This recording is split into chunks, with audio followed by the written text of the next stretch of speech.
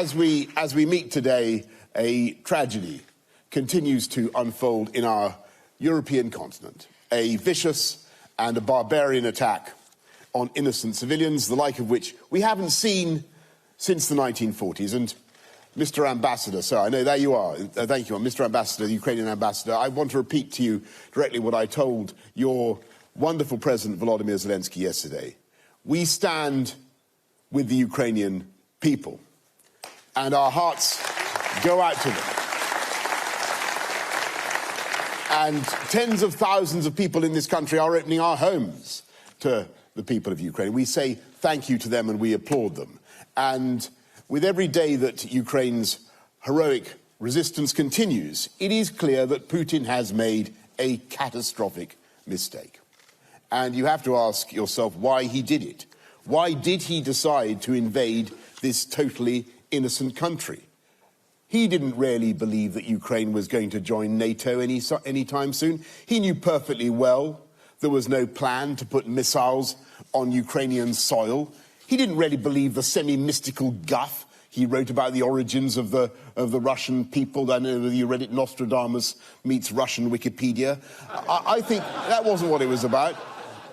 I think he was frightened of Ukraine for an entirely different reason.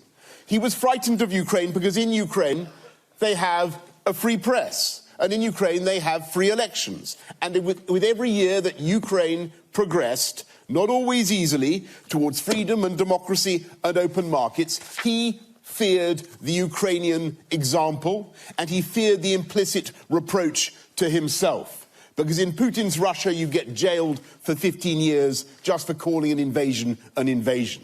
And if you stand against Putin in an election, you get poisoned or shot.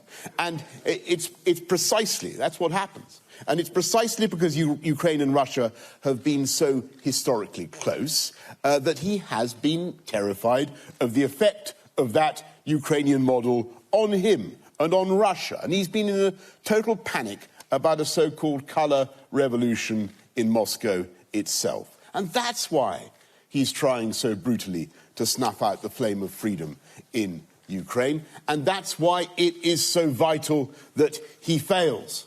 Because a victorious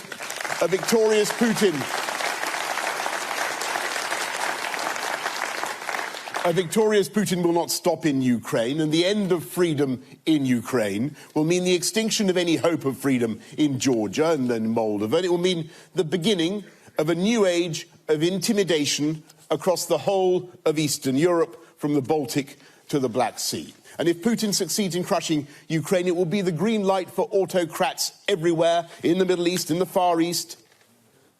This is a turning point for the world. And it's a moment of choice. It's a choice between freedom and oppression.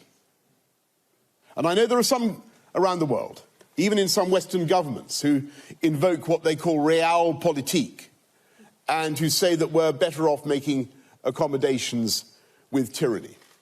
I have to say I believe they are profoundly wrong. And that to try to re-normalize relations with Putin after this, as we did in 2014, would be to make exactly the same mistake again. And that is